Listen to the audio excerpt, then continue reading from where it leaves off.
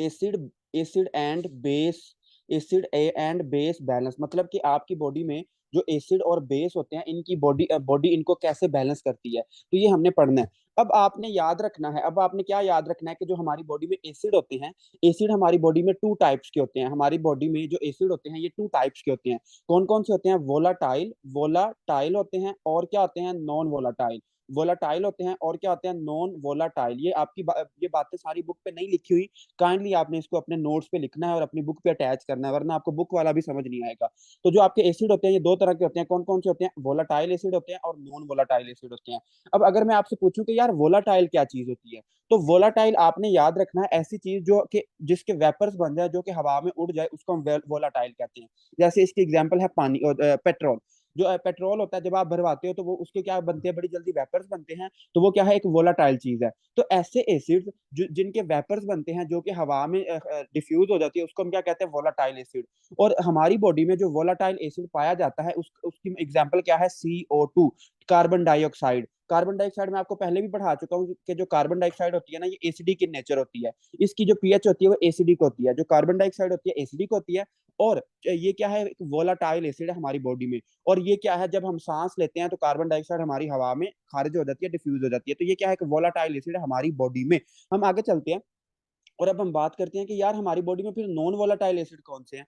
तो आपने याद रखना है हमारी बॉडी में कुछ ऐसे मेटाबॉलिज्म, कुछ ऐसे मेटाबॉलिक सिस्टम चल रहे हैं, कुछ ऐसे मेटाबॉलिक फंक्शन चल रहे हैं जिनका बाय प्रोडक्ट एसिड पैदा होते हैं। और वो बाय प्रोडक्ट कौन कौन से होते हैं? एक उसमें आता है सल्फ्यूरिक एसिड। वैसे तो सल्फ्यूरिक एसिड क्या है? किंग ऑफ केमिकल्स है। सल्फ्यूरिक एसिड क्या है? किंग ऑफ केमिकल्स है। लेकिन जो ये सल्फ्यूरिक एसिड है हमारी बॉडी में भी बनता है, और ये क्या है? एक नॉन वोलाटाइल एसिड है। ये हवा में नहीं जा सकता। ठीक है, ये हवा में नहीं जा सकता। इसके अलावा जो हमारी बॉडी में दूसरा मेन एसिड होता है नॉन वोलाटाइल, उसको हम कहते हैं जी फास्फोरिक एसिड। Phosphoric acid. तो हमारी बॉडी में दो तरह के, अभी तक मैंने सिर्फ आपको दो बातें बताई हैं कि यार आपकी बॉडी में दो तरह के एसिड होते हैं, वोलाटाइल एंड नॉन वोलाटाइल। अब जो वोलाटाइल एसिड होते हैं ये क्या है? ये ऐसे एसिड हैं जो कि हवा में डिफ्यूज हो जाते हैं। मतलब उसकी एग्जांपल हमारे पास क्या है? Carbon dioxide. कार्बन डाइऑक्साइड क्या है? गैस है। जब हम सांस बाहर निकालते हैं तो कार्बन डाइऑक्साइड एयर में चली जाती है। बट हमारे पास जो दूसरा एसिड है, that is your non volatile acid. और उसमें हमारे दो एग्जांपल्स आती हैं, sulphuric acid and phosphoric acid. अब हमने ये समझना है कि यार हमारी बॉडी में जो पीएच होती है वो कैसे मेंटेन होती है। तो हमारी बॉडी में जो पीएच मेंटेन होती है वो दो चीजों से होती है। अब हम इसको थोड़ा सा एसिड को थोड़ा सा पीछे रखते हैं। अब हम एक और कॉन्सेप्ट समझते हैं कि हम पीएच, सबसे पहले तो मैं आप जो बच्चे बिल्कुल जिन्होंने पहले नहीं पढ़ा हुआ उनको मैं पीएच के बारे में थोड़ा सा बता दूं कि पीएच क्या होता है। तो पीएच का मतलब ये होता है कि इसको वैसे कुछ जो लोग हैं ये कहते हैं कि पावर ऑफ हाइड्रोजन, वैसे ये गलत डेफिनेशन है। आपने सिर्फ ये याद रखना है कि पीएच क्या है। पीएच एक हमारे पास क्राइटेरिया है। हम चेक करते हैं कि ये फलाना मीडियम एसिडिक है या बेसिक है। अगर हमारी पीएच क्या होगी? लो होगी तो हमारा जो मीडियम होगा वो एसिडिक होगा। अगर पीएच ज्यादा होगी तो उसमें वो क्या होगा? बेसिक होगा। अब हमारे ब्लड में जो पीएच है वो मेंटेन कौन सी चीज करती है? तो ये बहुत इंपॉर्टेंट बातें हैं, आपने ये लाजमी लिखनी है, वरना आपको प्रॉब्लम होगी। और वो बातें क्या है? देखो, जो आपकी पीएच है, पीएच आपकी दो चीजों पे डिपेंड कर रही होती है। कौन कौन सी चीजों पे? बाइकार्बोनेट्स पे, ठीक है, बाइकार्बोनेट्स पे और CO2 पे। ठीक है, CO2 और बाइकार्बोनेट। जो आपकी पीएच है बॉडी में वो दो चीजों पे डिपेंड कर रही होती है, बाइकार्बोनेट और CO2 पे। अब हम इसको ही इस बेस को आगे बना के चलते हैं कि यार आपकी जो पीएच है वो बाइकार्बोनेट पे कैसे डिपेंड करती है और कार्बन डाइऑक्साइड पे कैसे डिपेंड करती है। तो मैंने आपको 1000 दफा बताया है कि जो आपका बाइकार्बोनेट होता है ये क्या है? एक बेसिक है। ठीक है, ये क्या है? एक बेस है। इसकी जो पीएच होती है बेसिक होती है। लेकिन जो कार्बन डाइऑक्साइड है ये क्या है? एक एसिड है और इसकी पीएच होती है एसिडिक होती है। जब भी कार्बन डाइऑक्साइड आ जाए आपने कहना है कि कार्बन डाइऑक्साइड क्या है? एक एसिड है, और बाइकार्बोनेट क्या है? एक बेस है। अब ये दोनों चीजें हमारी पीएच को बनाती हैं, हमारे ब्लड की पीएच को बनाती हैं। अब मसला फिर कहाँ पे आता है? फर्ज करो अगर कार्बन डाइऑक्साइड ज्यादा हो गई तो क्या होगा? हमारा जो मीडियम होगा, चूंकि कार्बन डाइऑक्साइड एसिडिक है, तो जो हमारा मीडियम होगा वो भी क्या हो जाएगा? एसिड हो जाएगा। तो हम कहेंगे इसको क्या हो गई है? एसिडोसिस हो गई है। अगर अगर फर्ज करो कि बाइकार्बोनेट क्या हो गया है? ज्यादा हो गया है। तो अब बाइकार्बोनेट क्या है? एक अल्कली है, एक बेस है। तो जब मेरी बाइकार्बोनेट ज्यादा होगी तो क्या होगा कि मेरी जो पीएच होगी वो बेसिक की तरफ चली जाएगी, पीएच इंक्रीज हो जाएगी। ये तो होगी सीधी सीधी बातें। अब हम इतनी साइंस आसान होती तो फिर तो मसला ही क्या था। लेकिन अब हम अपनी बॉडी की तरफ आते हैं कि हमारी बॉडी में क्या क्या मैकेनिज्म चल रहा होता है। तो इसको आपने बहुत गौर से सुनना है और इसको याद करना है। याद क्या क्या चीजें करनी है? देखो, गौर से देखना है आपने। जो आपकी पीएच होती है, ठीक है, जो आपकी पीएच होती है, it is directly proportional to bicarbonate. पहली स्टेटमेंट आप ये लिखें कि जो आपकी पीएच होती है it is directly proportional to bicarbonate. जितने ज्यादा बाइकार्बोनेट्स आपके ब्लड में होंगे, जितने ज्यादा बाइकार्बोनेट्स आपके ब्लड में होंगे, आपकी पीएच क्या होगी, ज्यादा होगी। और आपको अभी अभी मैंने बताया है कि जब पीएच ज्यादा होती है तो पीएच क्या हो जाती है, पीएच हमारी जब भी ज्यादा होती है तो पीएच क्या हो जाती है, पीएच बेसिक की तरफ चली जाती है। तो जब हम बाइकार्बोनेट्स को बॉडी में बढ़ाएंगे तो क्या होगा, हमारी पीएच ज्यादा हो जाएगी। लेकिन जो आपकी पीएच है ये क्या है, it is inversely proportional to carbon dioxide. मतलब कि जितनी ज्यादा कार्बन डाइऑक्साइड ज्यादा होगी तो हमारी जो पीएच है वो कम हो जाएगी। अब इसको मैं इकट्ठा करके लिखता हूँ। इसको मैं इकट्ठा कैसे करके लिखूंगा कि पीएच इज इक्वल टू, ये आप अपनी बुक पे लिख लें चाहे नोट्स पे लिखे, कि जो पीएच है वो किस किस चीज पे डिपेंड करती है। It is directly proportional to bicarbonate concentration over carbon dioxide concentration. तो आपके सामने ही है कि जो पीएच है, जब मैं इसको बाइकार्बोनेट को बढ़ाऊंगा तो मेरी पीएच ज्यादा हो जाएगी, जब मैं कार्बन डाइऑक्साइड को कम करूंगा तो मेरी पीएच ज्यादा हो जाएगी। मतलब कार्बन डाइऑक्साइड के साथ इनवर्स रिलेशन है और बाइकार्बोनेट के साथ क्या है, डायरेक्ट रिलेशन है। तो इसको आपने समझना है कि अब इस चीज को हमने बेस बनाना है और इसको हम आगे लेके चलना है। अब आपने अपने पल्ले दो तीन बातें बांध लो। देखो, जो आपका कार्बन डाइऑक्साइड है, जो आपकी कार्बन डाइऑक्साइड है, कार्बन डाइऑक्साइड आपका कौन सा सिस्टम रिमूव करता है, आपका रेस्पिरेटरी सिस्टम क्या करता है, आपकी कार्बन डाइऑक्साइड को क्या करता है, रिमूव करता है। और जो आपके बाइकार्बोनेट्स हैं ये क्या हैं, they are product of metabolism. ठीक है, तो ये क्या होंगे, मेटाबॉलिक, मतलब ये क्या है, मेटाबॉलिक प्रोडक्ट्स हैं। मेटाबॉलिज्म के जब आपकी बॉडी में होती है तो बाइकार्बोनेट्स बनते हैं। और कार्बन डाइऑक्साइड कहाँ पे हमारी बनती है, उसमें रेस्पिरेटरी सिस्टम में ये रिलीज होती है। अब इसमें आपने जो चीजें समझनी है, यहाँ पे क्या आपने क्वेश्चन को कैसे हल करना है वो आपकी यहाँ पे कंसेप्ट क्लियर होगा। देखो, हम पहले मैं क्वेश्चन लिखता हूँ, फिर मैं आपको समझाता हूँ कि आप क्वेश्चन को कैसे हल करोगे। तो इसका फर्ज करो कि ये क्या है, क्वेश्चन है। आपको एक सिनेरियो दिया जाएगा कि आपके पास एक मरीज आई, आपने जब उसका एबीजी टेस्ट किया, आर्टीरियल ब्लड गैसेस टेस्ट किया, तो आपको उसकी जो पीएच थी, जो आपको उसकी पीएच थी वो कितनी मिली, पीएच मिली 7.1। ये एक क्वेश्चन बता रहा हूँ मैं आपको पास पेपर का, कि आपके पास एक मरीज आएगी और उसकी पीएच कितनी है, 7.1 है। उसकी पीएच कितनी है, 7.1 है। और उसमें बाइकार्बोनेट्स की वैल्यू क्या है, उसमें बाइकार्बोनेट्स की वैल्यू कितनी है, उसमें बाइकार्बोनेट्स की वैल्यू है जी 18। और उसमें जो कार्बन डाइऑक्साइड है उसकी वैल्यू कितनी है, 30। तो आप जरा बताएं कि इसमें क्या मसला है। अब ये देखो, उस आपको हर क्वेश्चन में ये तीन बातें बताई जाएंगी, लेकिन आपने आगे बताना होगा कि यार इसको मसला क्या है, इसमें कंपनसेशन कौन सी चल रही है और इसमें मसला क्या है। लेकिन इस मसले को समझने से पहले मैं आपको कुछ बहुत बेसिक बातें बताना चाहता हूँ। वो ये है कि देखो, जब हमारे पास ये आपने गौर से अपनी बुक पे ये वैल्यूज लिख लेनी है, वरना आपको सारी जिंदगी इसमें कंफ्यूज ही रहोगे। ये बहुत आसान बातें हैं और लेकिन ये स्टूडेंट को नहीं समझ आती। देखो, सबसे पहले जो आपने बातें लिखनी है वो ये क्या क्या है कि जब भी आपकी कार्बन डाइऑक्साइड ज्यादा होगी या कम होगी तो आपको रेस्पायरेटरी मसला आएगा। आपको क्या होगा, रेस्पायरेटरी मसला आएगा। आपकी जब भी कार्बन डाइऑक्साइड में मसला होगा आपको रेस्पायरेटरी मसला आएगा। अब हम ये जानना चाहते हैं कि यार हमारी जो कार्बन डाइऑक्साइड है इसकी नॉर्मल वैल्यू कितनी होती है। तो इसको रट्टा मार लो, जो मर्जी कर लो, कार्बन डाइऑक्साइड की नॉर्मल वैल्यू कितनी होती है, 40 होती है। कार्बन डाइऑक्साइड की नॉर्मल वैल्यू कितनी होती है, 40 होती है। आपने रेंजेस में नहीं जाना कि भाईजान 33 से 45, नहीं। आपने उसकी सिर्फ एक वैल्यू याद करनी है कि कार्बन डाइऑक्साइड की नॉर्मल वैल्यू कितनी होती है, 40 होती है। और जो हमारे बाइकार्बोनेट्स हैं इसकी वैल्यू नॉर्मल कितनी होती है, 24 होती है। जो हमारे बाइकार्बोनेट्स हैं इसकी नॉर्मल वैल्यू कितनी होती है, 24 होती है। और हमारी जो ब्लड है उसकी जो नॉर्मल पीएच है वो कितनी होती है, 7.4 होती है। नॉर्मल वैसे होती है 7.36, लेकिन हम इसको समझने के लिए हम कह रहे हैं कि जो हमारी पीएच है वो कितनी होती है, 7.4 होती है, 7.4। अगर आपको समझने की ये तीन वैल्यूज रट्टा लग गई हैं, अगर आपको ये तीन वैल्यूज आती है ना, तो मैं नहीं मानता कि अगर आपको ये तीन वैल्यूज आती हैं और आपने आज की क्लास ली है और आप कोई भी यूएसएमएल प्लैब आगे पीछे जितने भी एग्जाम है उनमें अगर एसिड बेस बैलेंस से कोई क्वेश्चन आ जाता है आप उसको गलत कर दोगे, कभी भी नहीं हो सकता। तो आपने ये तीन वैल्यूज याद कर लेनी है। कार्बन डाइऑक्साइड 40, बाइकार्बोनेट 24 और पीएच कितनी होती है 7.4 होती है। तो इसको हम दोबारा क्वेश्चन में पुट कर लेते हैं कि जो हमारी पीएच थी वो इज इक्वल टू थी किसकी, ऊपर हमने बाइकार्बोनेट को रखा था और नीचे हमने किसको रखा था, कार्बन डाइऑक्साइड को। पीएच कितनी है 7.4 है, 7.4 इज इक्वल टू बाइकार्बोनेट हमारे पास कितने हैं, बाइकार्बोनेट है जी हमारे पास 24 और हमारे पास जो कार्बन डाइऑक्साइड कितनी है वो 40 है। तो दिस इज नॉर्मल, ये हर बंदे में होना चाहिए, ये नॉर्मल है। लेकिन अगर इससे ऊपर नीचे वैल्यू होगी तो हमारे फिर बॉडी में मसाइल आएंगे, उस मसाइल को हमने समझना है। अब मैंने आपके एक सामने क्वेश्चन रखा है और मैंने आपके सामने क्वेश्चन क्या रखा है कि भाईजान जो आपकी पीएच है ना, जो आपके मरीज है उसकी पीएच कितनी है जब आपने उसका एबीजी टेस्ट करवाया। इसके लिए ना हम एक टेस्ट करते हैं जिसको हम कहते हैं एबीजी टेस्ट, एबीजी टेस्ट।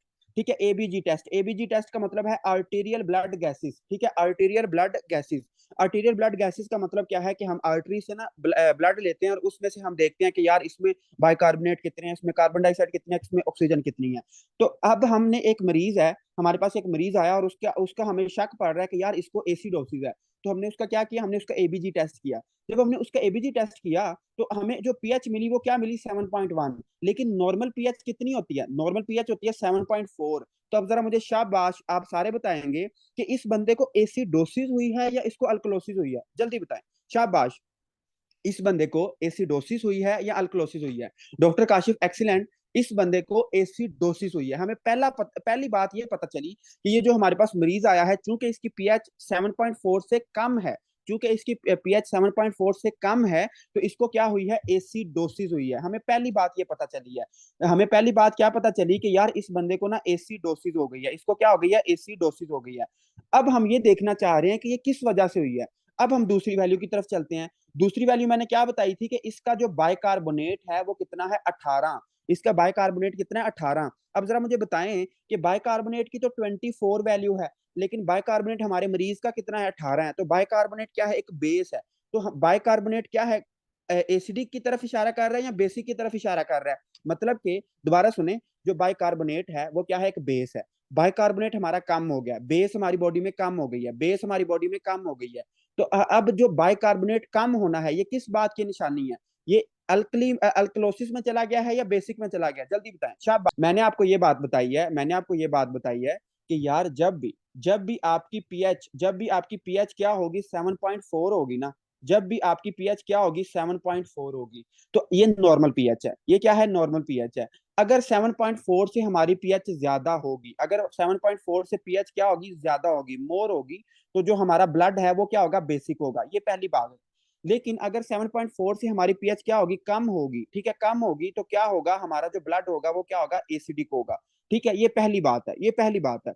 दूसरा कॉन्सेप्ट मैंने आपको ये बताया है कि यार जो आपके बाइकार्बोनेट्स है ना ब्लड में, बाइकार्बोनेट्स नॉर्मल कितने होते हैं, 24 होते हैं। आपके जो बाइकार्बोनेट्स हैं वो 24 होते हैं। लेकिन अगर आपके बाइकार्बोनेट्स बढ़ जाएं, मतलब कि अगर आपकी बॉडी में बाइकार्बोनेट्स ज्यादा हो जाएं, अगर आपकी बॉडी में बाइकार्बोनेट ज्यादा हो जाएं, तो चूंकि बाइकार्बोनेट्स क्या है, बेस है, चूंकि बाइकार्बोनेट्स क्या है, बेस है, तो बाइकार्बोनेट्स के बढ़ने से आपकी बॉडी किस में चली जाएगी, बेसिक में चली जाएगी। और बाइकार्बोनेट्स किससे बन रहे हैं, मेटाबॉलिज्म से बन रहे हैं, तो इसको हम कहते हैं मेटाबॉलिक एसिडोसिस। अगर आपकी बॉडी में बाइकार्बोनेट्स बढ़ जाएं तो उसको हम क्या कहेंगे, इसको हम कहेंगे metabolic alkalosis, sorry metabolic alkalosis. लेकिन अगर यही जो बाइकार्बोनेट्स हैं अगर ये कम हो जाएं तो इसको हम क्या कहेंगे, इसको हम कहेंगे मेटाबॉलिक एसिडोसिस। अगर यही जो बाइकार्बोनेट्स हैं अगर ये 24 से कम हो तो इसको हम कहते हैं मेटाबॉलिक एसिडोसिस। अगर यही जो बाइकार्बोनेट्स हैं अगर ये ज्यादा हो तो इसको हम कहते हैं मेटाबॉलिक अल्कलोसिस। ठीक है, मेटाबॉलिक अल्कलोसिस। तीसरी बात जो मैंने आपको बताई कि यार जो आपकी कार्बन डाइऑक्साइड है ये नॉर्मल कितनी होती है, 40 होती है। ये नॉर्मल कितनी होती है, 40 होती है। और कार्बन डाइऑक्साइड क्या है, एक एसिड है। अगर मैं बॉडी में एसिड को बढ़ा दूंगा तो चूंकि ये क्या है, एक रेस्पिरेटरी के मुतालिक है, तो इसको हम कहते हैं रेस्पिरेटरी अल्कलोसिस। ठीक है, रेस्पिरेटरी अल्कलोसिस। अगर मेरी कार्बन डाइऑक्साइड 40 से ज्यादा हो जाए तो इसको मैं कहूंगा respiratory alkalosis respiratory acidosis, sorry sorry, respiratory acidosis, respiratory acidosis. मतलब कि अगर मैं अपनी कार्बन डाइऑक्साइड की 40 से ज्यादा हो जाए तो क्या हो जाएगा, रेस्पिरेटरी एसिडोसिस। और अगर यही कार्बन डाइऑक्साइड 40 से कम हो जाए तो इसको हम क्या कहेंगे, इसको हम कहेंगे रेस्पिरेटरी अल्कलोसिस। ठीक है, ये एक सीधी सीधी बात है कि अगर हमारी जो कार्बन डाइऑक्साइड अगर वो 40 से ज्यादा है तो हम कहेंगे उसको एसिडोसिस। और कौन सी एसिडोसिस? Respiratory acidosis. अगर 40 से कम है तो इसको हम कहेंगे रेस्पिरेटरी अल्कलोसिस। और कौन सी अल्कलोसिस? Respiratory alkalosis. लेकिन जो अगर जो बाइकार्बोनेट है, बाइकार्बोनेट क्या है? They are basic. अगर हम बेस को बढ़ाएंगे तो हम कहेंगे मेटाबॉलिक अल्कलोसिस। अगर हम बेस को कम करेंगे तो उसको हम कहेंगे मेटाबॉलिक एसिडोसिस। ये एक सीधा सीधा कॉन्सेप्ट है। उसके बाद हम आगे चलते हैं और अब हम अपने क्वेश्चन को दोबारा देखते हैं कि हमारा क्वेश्चन क्या था। आपका क्वेश्चन ये था, मैं दोबारा लिख देता हूँ कि आपका जो मरीज है उसकी पीएच कितनी थी? 7.1 थी। अब जरा मुझे जल्दी से बताएं कि चूंकि ये पीएच 7.1 है और नॉर्मल कितनी होती है? नॉर्मल होती है 7.4। तो मुझे बताएं कि इस मरीज की जो पीएच है वो एसिडिक है या बेसिक है? Doctor Maria, doctor Kashif, excellent, आप सही बता रहे हो कि जो इस मरीज की जो पीएच है वो क्या है? एसिडिक है। हमें पहली बात ये पता चल गई कि यार इस मरीज की जो पीएच है वो एसिडिक है, इसको एसिडोसिस हुई पड़ी है। लेकिन अभी हमें आगे नहीं पता चला कि इसको मेटाबॉलिक है, रेस्पिरेटरी है, क्या चक्कर है। फिर हम दूसरी वैल्यू पे गए और हम गए बाइकार्बोनेट पे। बाइकार्बोनेट कितने थे उसके? 18 थे। और नॉर्मल बाइकार्बोनेट कितने होते हैं? 24 होते हैं। नॉर्मल जो बाइकार्बोनेट होते हैं वो कितने होते हैं? वो आपके पास होते हैं 24। तो अब मुझे जरा सोच के बताना है आपने, जल्दी में नहीं बताना, कि बाइकार्बोनेट नॉर्मल 24 होते हैं और बाइकार्बोनेट क्या है? एक बेस है। तो अगर मैं बेस को कम कर दूं तो ये जो बाइकार्बोनेट हैं ये मेरे एसिडिक की तरफ इशारा कर रहे हैं या बेसिक की तरफ इशारा कर रहे हैं? तो डॉक्टर काशिफ, मुदस्सर, तलहा, वलीद, आप सही बिल्कुल बता रहे हो कि ये जो बाइकार्बोनेट हैं ये मेरे एसिडिक की तरफ इशारा कर रहे हैं। ये किसकी तरफ इशारा कर रहे हैं? एसिडिक की तरफ। और बाइकार्बोनेट की वजह से हम इसको क्या कहते हैं? इसको हम कहते हैं मेटाबॉलिक। ठीक है, इसको हम क्या कहेंगे? Metabolic acidosis. Metabolic acidosis, acidosis. तीसरी बात, तीसरी बात जो अब समझने वाली है वो ये है कि इसमें जो कार्बन डाइऑक्साइड है, जो इसमें कार्बन डाइऑक्साइड है वो कितनी है? जो इसमें कार्बन डाइऑक्साइड है, किधर गई हमारे पास कार्बन डाइऑक्साइड? कार्बन डाइऑक्साइड इसमें कितनी है? 30 है। इसमें जो कार्बन डाइऑक्साइड है वो कितनी है? 30 है। अब इसको समझो कि कार्बन डाइऑक्साइड नॉर्मल कितनी होती है? 40 होती है। कार्बन डाइऑक्साइड नॉर्मल कितनी होती है? 40 होती है। लेकिन अब आपकी कार्बन डाइऑक्साइड कम हो गई है, आपका जो एसिड है वो कम हो गया है। तो जरा मुझे बताएं ये किस तरफ इशारा कर रहा है? इसको हम कहेंगे रेस्पिरेटरी अल्कलोसिस। Respiratory alkalosis. तो आपने क्वेश्चन से तीन बातें निकालनी है। कौन कौन सी बातें निकालनी है? एक, आपका जो मरीज है उसका जो खून है, उसका जो ब्लड है वो एसिडिक है। और उसमें क्या है? एक तो उसमें बाइकार्बोनेट की वजह से एसिडोसिस हुई पड़ी है और उसमें जो कार्बन डाइऑक्साइड है उसकी वजह से अल्कलोसिस हुई पड़ी है। अब आप सोच में पड़ गए कि यार ये क्या चक्कर है कि एक तरफ अल्कलोसिस हो रही है, एक तरफ एसिडोसिस हो रही है। तो इसको आप समझ लें। देखो, जो नेट रिजल्ट है, नेट रिजल्ट किस में आ रहा है? ब्लड में आ रहा है। तो आपका ब्लड क्या है? ब्लड आपका एसिडिक है। अब ब्लड एसिडिक है और वो किसकी वजह से है? जरा मुझे बताएं, आंसर करें कि जो ब्लड आपका बाइकार्बोनेट की वजह से एसिडिक है या कार्बन डाइऑक्साइड की वजह से एसिडिक है? जल्दी बताएं, शाबाश, जल्दी बताएं कि जो आपका ब्लड है वो कार्बन डाइऑक्साइड की वजह से एसिडिक है या बाइकार्बोनेट की वजह से एसिडिक है? तो डॉक्टर आयशा, तलहा, वलीद, काशिफ, आप सही बता रहे हो कि डॉक्टर काशिफ आप गलत बता रहे हो। जो आपका ब्लड है वो बाइकार्बोनेट की वजह से एसिडिक है। तो बाइकार्बोनेट वाले को हम क्या कहते हैं? मेटाबॉलिक। बाइकार्बोनेट वाले को हम क्या कहते हैं? मेटाबॉलिक।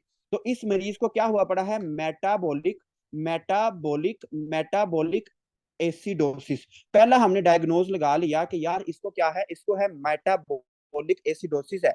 लेकिन जो हमें कार्बन डाइऑक्साइड है वो हमें क्या बता रही है?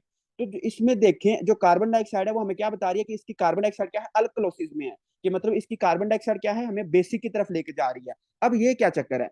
ये क्या चक्कर है? देखो, जब भी आपका एसिडी हो या बेसिक हो, फर्ज करो कि आपकी पीएच कितनी हो गई है? 7.0 हो गई है, मतलब कि आपकी जो बॉडी है उसमें एसिडोसिस हो गई है। तो आपकी बॉडी एक कंपनसेट करेगी। उसको कंपनसेट कैसे करेगी? कि फर्ज करो कि जो मेटाबॉलिक, अगर मेटाबॉलिक एसिडोसिस हुई है ना, मतलब कि आपके जो बाइकार्बोनेट्स हैं वो कम हो गए हैं, किडनी से बाइकार्बोनेट क्या हो गए हैं? ज्यादा रिमूव हो गए हैं। तो आप क्या करोगे? आप आहिस्ता आहिस्ता सांस लेना शुरू कर दोगे। जब आप आहिस्ता आहिस्ता सांस लेना शुरू करोगे, सॉरी, आप तेज तेज सांस लेना शुरू करोगे।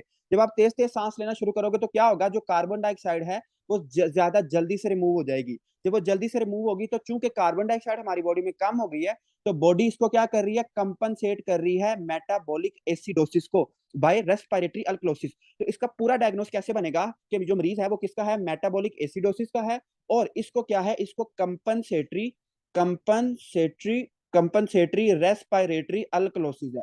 ठीक है, तो आपने इस सवाल से क्या डायग्नोज लगाया कि यार जो हमारा मरीज है उसको हुई मेटाबॉलिक एसिडोसिस है, लेकिन उसकी लंग्स जो हैं, जो उसमें रेस्पिरेशन है, वो उसने कंपनसेट कर दिया है किसके थ्रू? रेस्पिरेटरी अल्कलोसिस के थ्रू।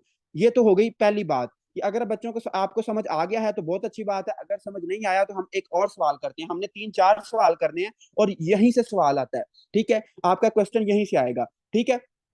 तो डॉक्टर मारिया अभी आपका क्लियर हो जाता है, ये जो आपने क्वेश्चन किया ना अभी आपका क्लियर हो जाता है। हमने 3-4 सवाल करने, मैंने फिर आपसे पूछना है और फिर आप इसको आंसर भी करोगे। फिलहाल थोड़ा आप वैल्यूज को याद करो कि जो आपकी कार्बन डाइऑक्साइड होती है वो 40 होती है, जो आपके बाइकार्बोनेट होते हैं वो 24 होते हैं, जो आपकी पीएच होती है वो 7.4 होती है। अब हम थोड़ा सा इसको और तरह से करते हैं। देखो अब आपका जो क्वेश्चन है वो ये है कि जो आपकी पीएच है, वो कितनी है, 7.2 है, ठीक है, 7.2 है। और जो आपका बाइकार्बोनेट है, वो कितना है, जो आपका बाइकार्बोनेट है वो जी अल्लाह भला करे वो हो गया है 32।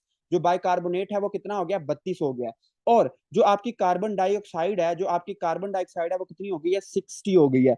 जो कार्बन डाइऑक्साइड वो 60 है, बाइकार्बोनेट कितना है, 32 है, और पीएच कितनी है, 7.2। अब आप मुझे बताएंगे, कि यार जो इसकी ये जो मरीज है हमारे पास, इसका जो ब्लड है वो एसिडिक है या बेसिक है, जल्दी बताएं। डॉक्टर अदनान, एक्सीलेंट, आपने बिल्कुल सही आइडिया लगा लिया, लेकिन बाकियों को भी समझ आनी चाहिए।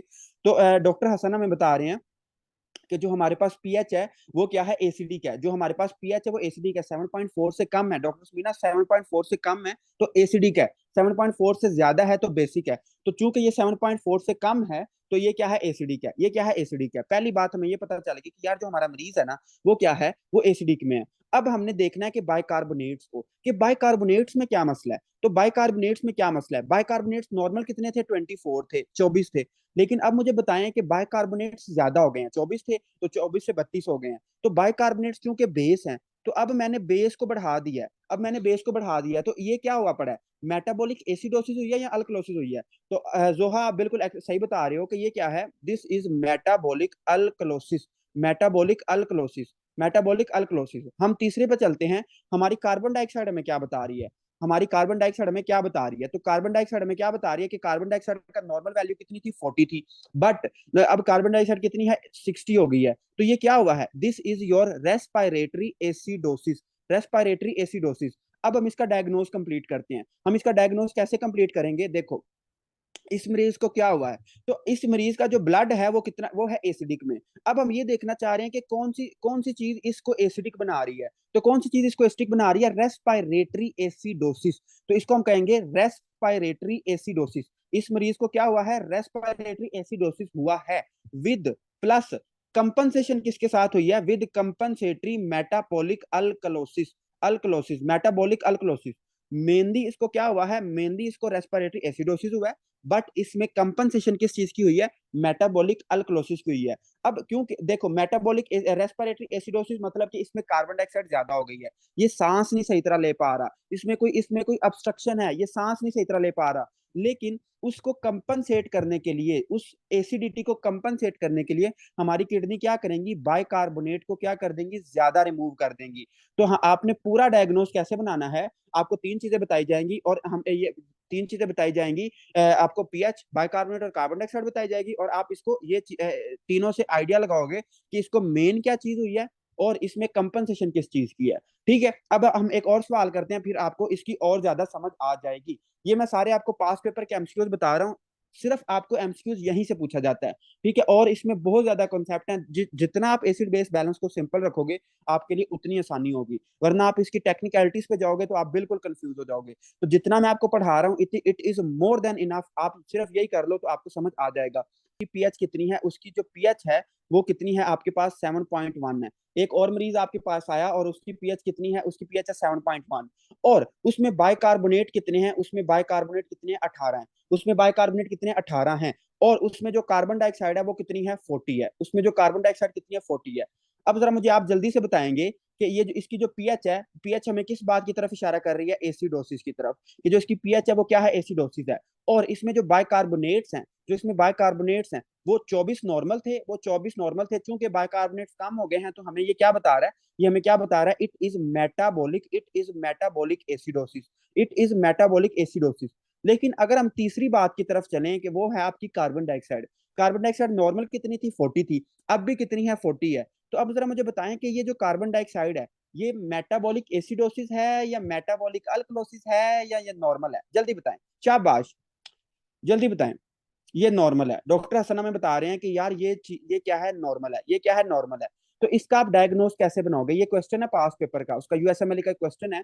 और आपने कहना है कि इसमें क्या हुआ है, इसमें मेटाबॉलिक, इस आपने क्या कहना है, इसका डायग्नोस आप कैसे बनाओगे? Metabolic acidosis, metabolic acidosis.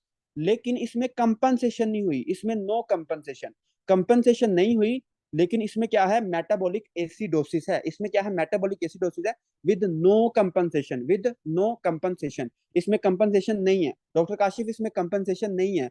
ये क्या है, मेटाबॉलिक एसिडोसिस है। अच्छा, ये तो हो गए सीधे सीधे सवाल कि आपको पेपर में क्वेश्चन किस तरह आएगा और आप उसको कैसे सॉल्व करोगे। ये तो हो गई सीधी बातें। अब हम थोड़ी सी इसकी टेक्निकलिटीज पे आते हैं कि यार क्या चीज ज्यादा हो, क्या कम हो तो फिर हमारा होगा। तो अब हम इसको देखते हैं कि यार देखो, जब भी हमारे पास क्या होगा, फर्ज करो हम पहली बात करते हैं कि हमारे पास क्या होगा, मेटाबॉलिक एसिडोसिस। ये मैं आपके जो बुक पे टेबल बना हुआ है ना, मैं उसको पढ़ाने लगा हूं कि जब भी आपके पास क्या होगा, मेटाबॉलिक एसिडोसिस। मेटाबॉलिक एसिडोसिस में क्या होता है, मेटाबॉलिक एसिडोसिस में क्या होता है कि आपके जो बाइकार्बोनेट्स हैं, जो आपके बाइकार्बोनेट्स हैं वो कम हो जाते हैं। जो बाइकार्बोनेट्स हैं वो कम हो जाते हैं किसी भी वजह से, वो हम वजह पढ़ते हैं अभी। अभी हम वजह पे नहीं जा रहे, हम कह रहे हैं कि यार किसी भी वजह से ना आपके बाइकार्बोनेट्स कम हो जाते हैं। तो उससे आपको क्या हो जाएगा, मेटाबॉलिक एसिडोसिस हो जाएगी। उससे आपको क्या हो जाएगा, मेटाबॉलिक एसिडोसिस हो जाएगी। अब हम आपकी बुक पे चलते हैं और मैं आपको एक टेबल का निमोनिक बताता हूँ, क्योंकि वो टेबल याद करना बहुत मुश्किल है। और वो टेबल क्या है, उसको जरा गौर से देख लें, आपको याद हो जाएगा। अभी ये टेबल है, ठीक है, ये वाला टेबल है जो आपके सामने है। इस टेबल को आपने ध्यान से करना है, लेकिन आप जो मर्जी कर लो, आप इस टेबल को जल्दी याद नहीं कर सकते। लेकिन इसके लिए एक बहुत प्यारा सा निमोनिक है, और वो निमोनिक क्या है, स्मोर। वो क्या निमोनिक क्या है, स्मोर है। देखो गौर से देखना है, हंसना नहीं है। SMOR, ये क्या है, निमोनिक है। ये एक निमोनिक है, आप अपने नोट्स पे लिख लें। स्मोर, स्मोर क्या चीज है, देखो गौर से देखना आपने। एस का मतलब क्या है, एस का मतलब है सेम। एस का मतलब क्या है, सेम है। और एम का मतलब क्या है, मेटाबॉलिक। एम का मतलब क्या है, मेटाबॉलिक। मेटाबॉलिक इस टेबल को याद करने का एक निमोनिक है सिर्फ। अब ये निमोनिक क्या है कि जब भी आपकी जो पीएच है, जो आपकी पीएच और जो कार्बन डाइऑक्साइड है, इनके एरोस अगर सेम होंगे, एस से क्या है, सेम, तो आपको क्या होगी, आपको मेटाबॉलिक होगी। आपको क्या होगी, मेटाबॉलिक मसला होगा, मतलब या मेटाबॉलिक एसिडोसिस होगा या मेटाबॉलिक अल्कलोसिस होगा। अगर तो आपकी पीएच भी ज्यादा है, कार्बन डाइऑक्साइड भी ज्यादा है, तो इसको हम क्या कहेंगे, देखो दोनों एरोस क्या हैं, ऊपर की तरफ हैं, तो हमें निमोनिक ये बता रहा है कि आपके दोनों एरोस क्या हैं, सेम है। तो चूंकि आपकी पीएच ज्यादा है, तो इसको हम कहेंगे metabolic alkalosis. Metabolic alkalosis, metabolic alkalosis with compensatory, with compensatory respiratory acidosis. पहली बात हो गई। उसके बाद जो दूसरा हमें वर्ड बता रहा है वो ये है कि अगर आपके यही एरोस क्या हो, ऑपोजिट हो। कैसे हो, देखो जैसे ये पीएच है, pH is equal to CO2। अगर आपकी पीएच कम है बट कार्बन डाइऑक्साइड ज्यादा है, सिर्फ ये याद करने के लिए बता रहा हूँ, ये कॉन्सेप्ट नहीं है। जो अगर आपकी पीएच कम है और आपकी कार्बन डाइऑक्साइड ज्यादा है, अगर आपकी पीएच कम है तो आपकी कार्बन डाइऑक्साइड ज्यादा है, तो आपका निमोनिक ये बता रहा है कि अगर आपके ये दोनों एरोज ऑपोजिट होंगे, तो आपको क्या होगी, आपको रेस्पिरेटरी मसला होगा। आपको क्या होगा, रेस्पिरेटरी मसला होगा। मतलब कि अगर आपकी पीएच कम है, तो अगर आपकी पीएच कम है तो आपको एसिडोसिस है। मतलब कि इस चक्कर में आपको क्या होगा, रेस्पिरेटरी एसिडोसिस। अब आप कहते हैं कि यार सुन के अच्छा बहुत लगा लेकिन समझ नहीं आया। तो अब हम इसको टेबल से समझते हैं। देखो अब मैं हाईलाइट करता हूँ। आप पहला देखें, मेटाबॉलिक एसिडोसिस। ये क्या है, मेटाबॉलिक एसिडोसिस। मेटाबॉलिक एसिडोसिस में क्या है, चूंकि ये एसिडोसिस है तो इसमें पीएच क्या होगी, कम होगी। इसमें पीएच क्या होगी, कम होगी। तो आप अगर गौर करें तो जो आपकी पीएच है वो कम हो गई है। पीएच क्या हो गई है, कम हो गई है। और जो आपका कार्बन डाइऑक्साइड का एरो है वो भी नीचे है, वो भी नीचे की तरफ है। तो हमें जो स्मोर निमोनिक है वो हमें ये क्या बता रहा है कि यार जब भी जो एरोज हैं वो अगर सेम होंगे, अगर दोनों एरो नीचे की तरफ होंगे, तो आपको क्या होगी, मेटाबॉलिक एसिडोसिस होगा। अगर आपको दोनों एरोस क्या होंगे, ऊपर की तरफ होंगे, तो आपको क्या होगा, मेटाबॉलिक अल्कलोसिस होगा। ये सिर्फ निमोनिक है इस टेबल को याद करने के लिए, बाकी इसमें कोई मसले वाली बात नहीं है। अच्छा, उसके बाद मैंने कहा कि अगर ये दोनों एरोस क्या होंगे, ऑपोजिट होंगे, तो आपको रेस्पिरेटरी प्रॉब्लम होगी। अब हम इसको देखते हैं। देखो रेस्पिरेटरी एसिडोसिस में क्या है, आपकी पीएच कम होती है बट आपकी जो कार्बन डाइऑक्साइड है वो ज्यादा होती है। और जो रेस्पिरेटरी अल्कलोसिस है, चूंकि ये अल्कलोसिस है, ये बेसिक है, तो इसमें जो कार्बन डाइऑक्साइड है, जो इसमें पीएच ज्यादा होगी बट कार्बन डाइऑक्साइड क्या होगी, कम होगी। इस टेबल को याद करने का तरीका इसके अलावा मुझे कोई नजर नहीं आता, तो इसलिए मैंने आपको ये निमोनिक बताया है। आपने परेशान नहीं होना कि ये अब क्या बता रहा है, तो आप ये सिर्फ टेबल याद करने के लिए बताया है, बाकी इसमें कोई कॉन्सेप्ट नहीं है। जो इसमें कॉन्सेप्ट था, आपने सिर्फ ये इक्वेशन अगर आपको याद है कि pH is directly proportional to bicarbonate and inversely proportional to carbon dioxide।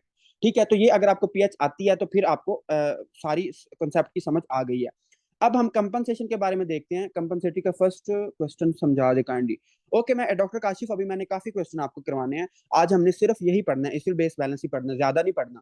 तो मैं आपको क्वेश्चन एंड पे काफी ज्यादा करवाऊंगा, आपकी बहुत ज्यादा प्रैक्टिस हो जाएगी और आपको इंशाल्लाह कोई प्रॉब्लम नहीं होगी। पहले आप इसको समझ लें। देखो, अब आपका टेबल हमें ये बता रहा है कि यार जब भी आपके मरीज को क्या होगी, मेटाबॉलिक एसिडोसिस होगी ना, क्योंकि उसमें क्या है, उसमें बाइकार्बोनेट क्या हो गए हैं, कम हो गए हैं। उसमें बाइकार्बोनेट क्या हो गए हैं, कम हो गए हैं। उसको कंपनसेट करने के लिए आप जो मरीज होगा वो तेज तेज सांस लेगा। वो क्या करेगा, तेज तेज सांस लेगा, ताकि क्या हो, क्योंकि उसको एसिडोसिस हो गया, ताकि वो जल्दी से कार्बन डाइऑक्साइड को बाहर रिमूव करे और उस बेचारे की एसिडोसिस क्या हो जाए, ठीक हो जाए। पहला कॉन्सेप्ट ये है कि कंपनसेशन होती है। उसके बाद इसी तरह मेटाबॉलिक अल्कलोसिस है।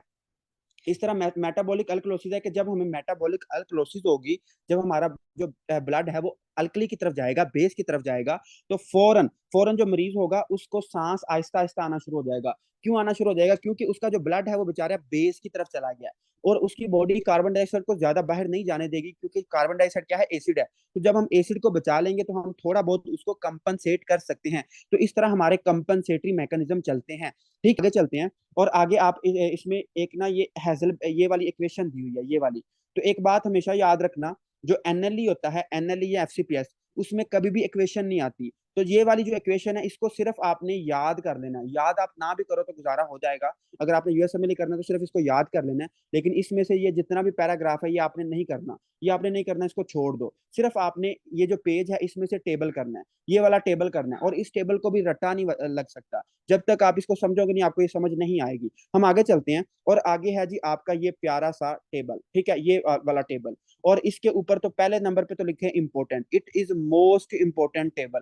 ये जो पेज है, जो आज की क्लास है, इसका मोस्ट इंपॉर्टेंट टेबल है ये वाला। और इसमें बहुत ज्यादा कॉन्सेप्ट है और इन कॉन्सेप्ट को आपने समझना है। ठीक है, अब हम आते हैं जो डॉक्टर जोहा का क्वेश्चन था कि यार रीजन क्या है। तो रीजन पे हम आते हैं कि किस वजह से हमें मेटाबॉलिक एसिडोसिस होती है, किस वजह से अल्कलोसिस होती है। तो सबसे पहले हम क्या करते हैं, सबसे पहले हमारे पास एक मरीज आएगा। ठीक है, सबसे पहले एक मरीज आएगा और वो मरीज क्या है, वो बेचारा यहाँ तो सांस बहुत ज्यादा तेज ले रहा होगा, यहाँ उसका सांस स्लो होगा। तो हम क्या कहेंगे, हम ना उसका एक टेस्ट करवाएंगे जिसको हम कहते हैं एबीजीज। एबीजीज टेस्ट करवाएंगे। एबीजीज टेस्ट क्या होता है, आर्टीरियल ब्लड गैसेस। हम ना उसकी आर्टरी से ब्लड निकालेंगे और उसको क्या करेंगे, उस आर्टरी आर्टरी से ब्लड निकालेंगे और उसमें देखेंगे कि यार आप उसमें बाइकार्बोनेट कितना है, उसमें आपके कार्बन डाइऑक्साइड कितनी है। अब अगर हमें और हम उसमें पीएच देखेंगे। अगर हमें जो पीएच है, अगर हमें जो उस पेशेंट की पीएच है, अगर हमें जो पीएच है वो कितनी मिलती है, वो मिलती है लेस देन 7.3। इस 7.3 को आप छोड़ो, आप इसकी जगह लिखो पीएच अगर आपको मिलती है लेस देन 7.4। ठीक है, अगर आपको पीएच मिलती है कितनी, 7.4 से कम मिलती है। अगर आपको पीएच 7.4 से कम मिलती है तो आपने जेहन में बनाया कि यार इसको ना एसिडोसिस हुई पड़ी है, इसको क्या है, एसिडोसिस हुई पड़ी है। अब आपके दूसरा कॉन्सेप्ट काम आएगा कि यार इसको एसिडोसिस हुई पड़ी है, लेकिन आप चेक करना चाह रहे हो कि इसको रेस्पिरेटरी एसिडोसिस है या इसको मेटाबॉलिक एसिडोसिस है। तो फिर आपने क्या किया, फिर आपने एबीजी पे चेक किया कि इसमें कार्बन डाइऑक्साइड कितना है, इसमें कार्बन डाइऑक्साइड कितना है। तो आपने जब कार्बन डाइऑक्साइड देखा, अगर तो कार्बन डाइऑक्साइड आपका 40 से कम है, अगर तो आपका जो कार्बन डाइऑक्साइड है, अगर वो 40 से कम है तो उसको क्या है, अल्कलोसिस है। लेकिन अगर जो आपका कार्बन डाइऑक्साइड है वो मोर देन 40 है, तो आपको कंफर्म हो गया कि इसकी कार्बन डाइऑक्साइड ज्यादा है। तो आपको क्या होगा कि इसको क्या है, रेस्पिरेटरी एसिडोसिस है। इसको क्या है, रेस्पिरेटरी एसिडोसिस है। देखो दोबारा सुने, आपके पास मरीज आएगा, अब उसको ना कोई प्रॉब्लम चल रही है, उसको उल्टियां आ रही हैं, वो बेचारा सांस तेजी से ले रहा है या आहिस्ता से ले रहा है। आपने उसका क्या करवाया, आपने उसका एक टेस्ट करवाया जिसको हम कहते हैं एबीजी टेस्ट कराते हैं। उसमें ना आपने देखी पीएच इसकी कितनी है, पीएच उसकी थी लेस देन 7.4। तो आपको कंफर्म हो गया कि यार इसको ना एसिडोसिस हुई पड़ी है। लेकिन आप चेक करना चाह रहे हो कि इसको रेस्पिरेटरी है या मेटाबॉलिक है। तो आपने क्या किया, आपने ना उसकी कार्बन डाइऑक्साइड चेक की। जब आपने उसकी कार्बन डाइऑक्साइड चेक की, तो आपको अगर कार्बन डाइऑक्साइड उसके ब्लड में मोर देन 40 मिले, तो आपका डायग्नोस किसका कंफर्म होगा कि इसको क्या है, रेस्पिरेटरी एसिडोसिस है। इसको क्या हुई पड़ी है, रेस्पिरेटरी एसिडोसिस हुई पड़ी है। अब आप कहते हैं कि यार ये किस वजह से हुई है, तो ये मैं आपको बताता हूँ। देखो, इसको आपने गौर से देखना है। हमने क्या किया, मैं दोबारा इसको एक्सप्लेन कर देता हूँ। हमने क्या किया कि हमारे पास मरीज आया, उसकी जो पीएच थी वो कितनी थी, वो थी लेस देन 7.4। हमें कंफर्म हो गया कि ये किसका मरीज है, ये मरीज है जी एसिडोसिस का। एसिडोसिस का ये क्या है, मरीज है। ओके, हमें पता चल गया। अब जब ये एसिडोसिस का मरीज है, तो हमने उसका क्या किया, हमने उसकी कार्बन डाइऑक्साइड चेक की। जब हमने उसकी कार्बन डाइऑक्साइड चेक की, तो कार्बन डाइऑक्साइड हमें कितनी मिली, हमें मिली जी, फर्ज करो 38 मिली। 38 मिली। 38 क्या है, 40 से कम है। तो आपको क्या पता चला कि यार इसको ना रेस्पिरेटरी एसिडोसिस है। रेस्पिरेटरी एसिडोसिस है। अब आपको ये पता होना चाहिए कि रेस्पिरेटरी एसिडोसिस उसको हुई क्यों है, उसको रेस्पिरेटरी एसिडोसिस हुई क्यों है। तो इसको समझने के लिए आपसे मैं क्वेश्चन करना चाहता हूँ कि मुझे बताएं कि रेस्पिरेटरी एसिडोसिस कब होगी, जब मरीज के ब्लड में कार्बन डाइऑक्साइड एक्यूमुलेट होगी या कार्बन डाइऑक्साइड ज्यादा रिमूव हो जाएगी। ये अब मैं आपका चेक करना चाहता हूँ कि आपको कितनी समझ आई है कि रेस्पिरेटरी एसिडोसिस कब होगी, जब जो मरीज है, जो पेशेंट है, उसके ब्लड में कार्बन डाइऑक्साइड एक्यूमुलेट होगी या बाहर ज्यादा निकल जाएगी। तो doctor Ayesha excellent, doctor Adnan excellent, कि जब उसकी बॉडी में कार्बन डाइऑक्साइड क्या हो गई है, एक्यूमुलेट हो गई है। कार्बन डाइऑक्साइड क्या हो गई है, एक्यूमुलेट हो गई है। ओके, मतलब कि आपको मेरी बातें समझ आ रही हैं। Okay, very good. अब हम ये देखते हैं कि यार किस किस वजह से हमारी जो कार्बन डाइऑक्साइड है वो अक्यूमुलेट होती है हमारी बॉडी में।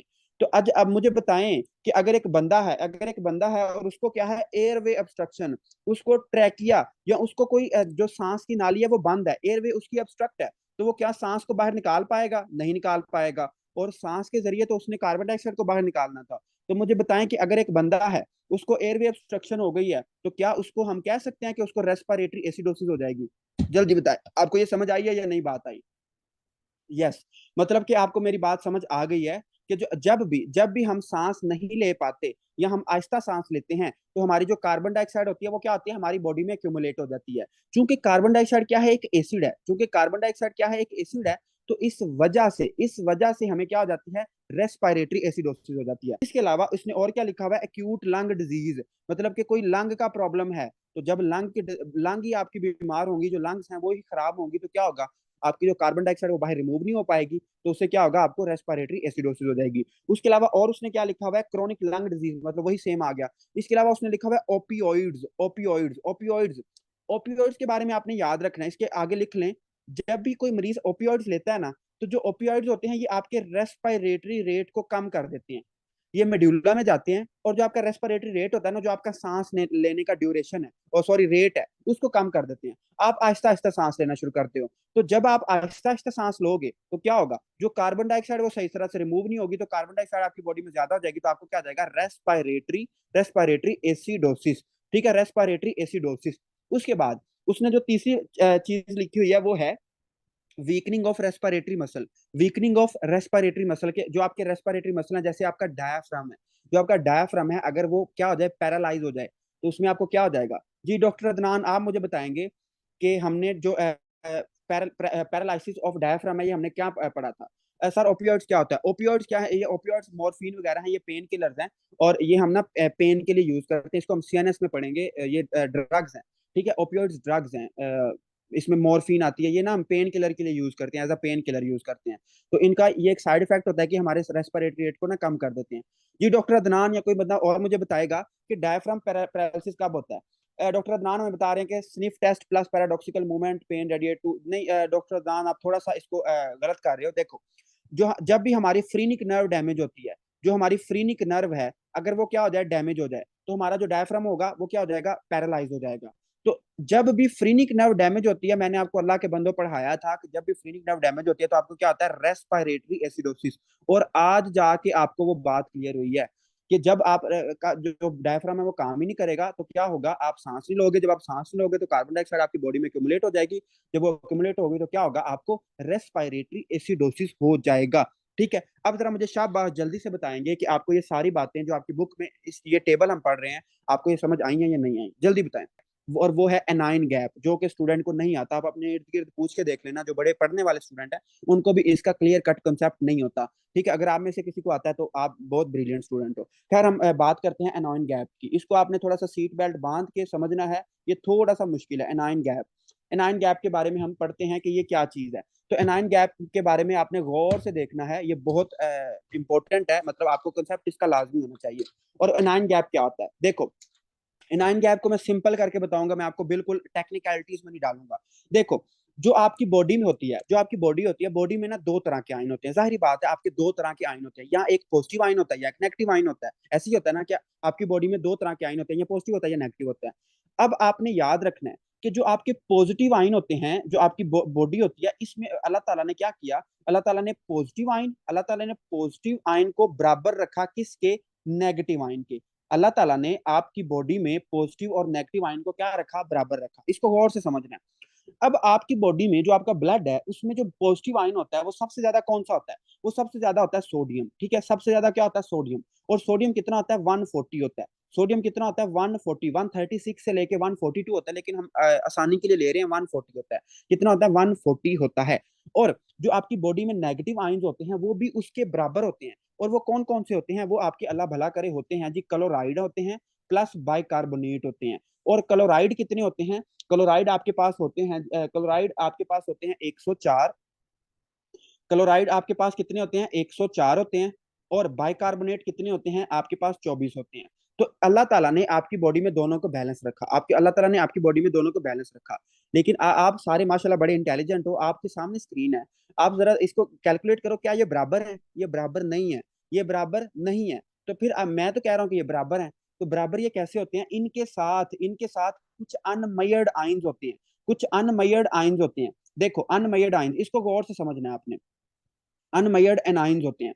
अब देखो, जो सोडियम है वो 140 है, सोडियम कितना है, 140 है। क्लोराइड कितना होता है, 104 होता है। बाइकार्बोनेट कितने होते हैं, 24 होते हैं। लेकिन जो पीछे 12 बच गया, 12 फिर कौन है, तो 12 आपने याद रखना है। आपकी ब्लड में क्या क्या चीजें होती हैं, आपकी ब्लड में ना डिफरेंट चीजें होती है, जैसे फोस्फेट हो गया, आपकी एल्ब्यूमिन होती है। ठीक है, एल्ब्यूमिन पे कौन सा चार्ज होता है, नेगेटिव चार्ज होता है। फोस्फेट होती है, उसके अलावा और क्या होता है, सिट्रेट होता है, सल्फेट होता है।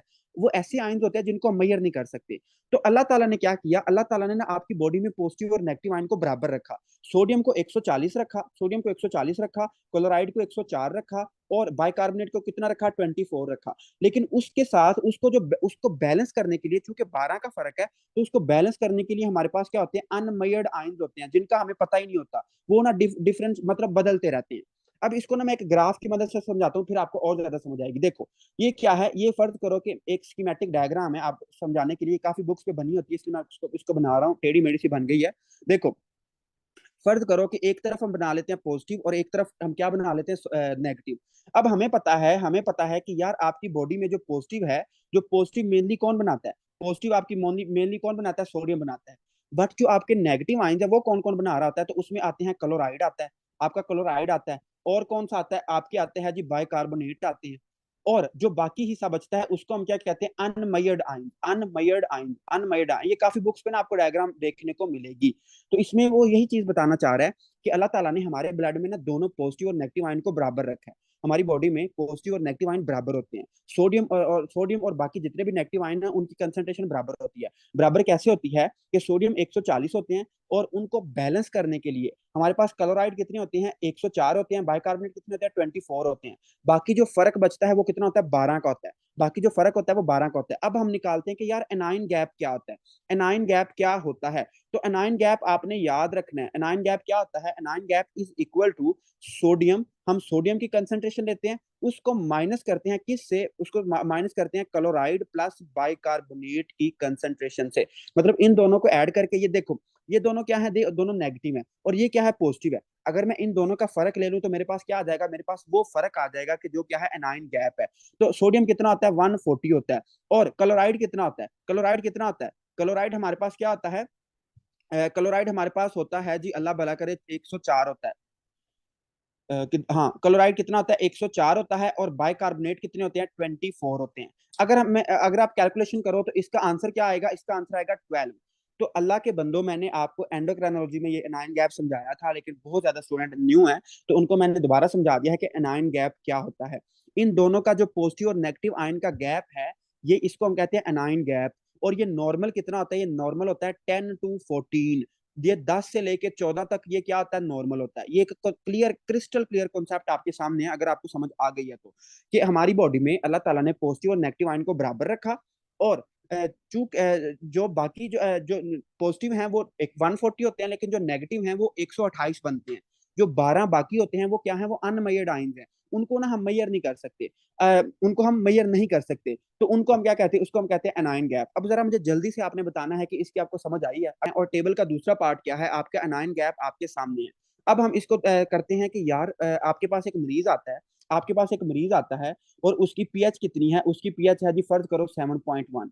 ठीक है, आपके पास एक मरीज आया, उसकी पीएच कितनी थी? 7.1 थी। आपने कहा इसको तो एसिडोसिस हुई पड़ी है। आपने कहा चलो इसका ना मैं बाइकार्बोनेट चेक करता हूँ। जब आपने उसका बाइकार्बोनेट की कंसंट्रेशन चेक की, जब आपने उसकी बाइकार्बोनेट की कंसंट्रेशन चेक की, तो वो आपको क्या मिलेंगी? वो आपको मिलेगी लेस देन 24। नॉर्मल 24 था, तो क्या होगा? बाइकार्बोनेट अगर 24 से कम है तो आप इसको क्या होगा? इसको क्या होगा? इसको मेटाबॉलिक, मेटाबॉलिक क्या होगा? एसिडोसिस। आपको पता चल गया कि यार इसको ना, इसको क्या हो गया है? मेटाबॉलिक, मेटाबॉलिक एसिडोसिस हो गया, मेटाबॉलिक एसिडोसिस। लेकिन यहां तक बात रहती तो बहुत आसान थी, लेकिन अब इसमें एनाइन गैप का भी हमने देखना होता है। हमने ये देखना होता है कि क्या ये metabolic acidosis normal anion gap के साथ है या इंक्रीज्ड एनाइन गैप के साथ है। यहां से हमारा मुश्किल पार्ट शुरू होता है, इसलिए आपने गौर करना है इधर। अगर आप गौर नहीं करोगे तो आप कंफ्यूज रहोगे। बाकी ये जो बच्चे क्वेश्चन पूछ रहे हैं मैं इनका बाद में आंसर करता हूँ, पहले आप इसको समझ लो। देखो, आपके पास एक मरीज आया मेटाबॉलिक एसिडोसिस का। अब आपने क्या किया? आपने क्या किया? आपने ना उसके, आपने उसका क्या किया? आपने जब मेटाबॉलिक एसिडोसिस किया, तो आपने क्या किया? यार चलो इसका ना मैं एनाइन गैप चेक करता हूँ। इसका मैं क्या चेक करता हूँ? एनाइन गैप चेक करता हूँ। डॉक्टर तरीम, आप मुझे सिर्फ टेक्स्ट करें, बाकियों को टेक्स्ट ना करें, ठीक है? क्योंकि आप जो भी टेक्स्ट करते हो आप मुझे मुझे नजर आ रहा होता है। ठीक है, तो हालचाल आप बाद में भी पूछ सकते हैं। खैर, हम आगे चलते हैं, और हम आगे चलते हैं।